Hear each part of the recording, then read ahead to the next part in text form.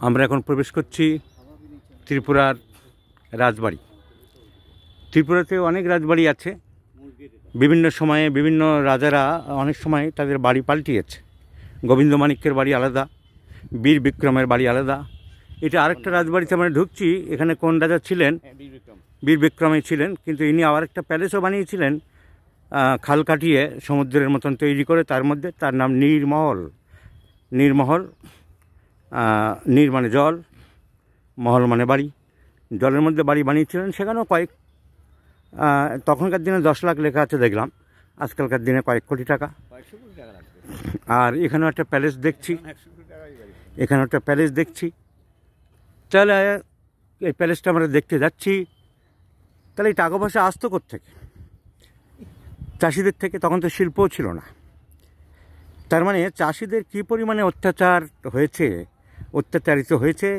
এই যে প্রাসাদ, মানুষের ঘাম ঝরানো টাকায়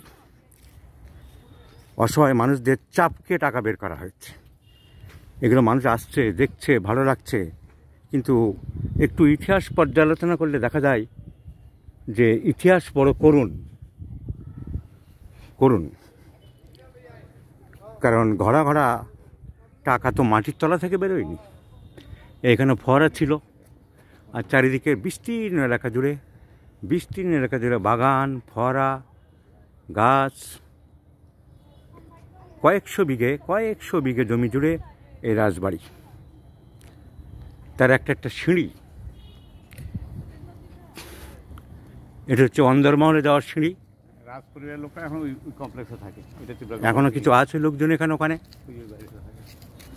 আর বড় বাড়িটা, আসল বাড়িটা সব জায়গাতে যেমন হয় গভর্নমেন্টের আন্ডারে চলে আসে, তো গভর্নমেন্টের আন্ডারে চলে এসেছে। সিঁড়ি একখানা কি, কত লোক থাকতো রাজার বাড়িতে যে এরকম সিঁড়ি লাগে? 1/2 কিলোমিটার লম্বা সিঁড়ি।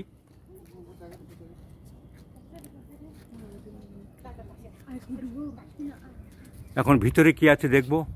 এই হচ্ছে গম্বুজ বা চূড়া। পাশের সাইডে বোধহয় আরও অনেক বাড়ি আছে, লোকজন কর্মচারীরা থাকতো। মানে কয়েক কিলোমিটার জুড়ে এই রাজবাড়ি, কয়েক কিলোমিটার জুড়ে।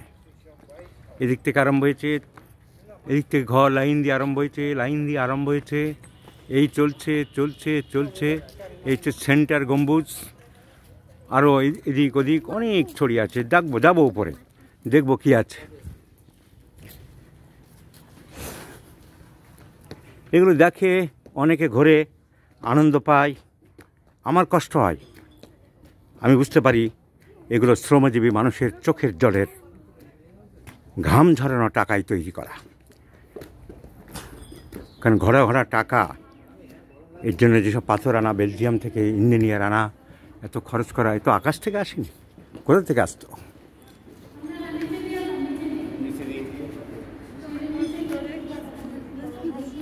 এখান দিয়ে যাওয়া বারণ, অন্য দিক দিয়ে যেতে হবে।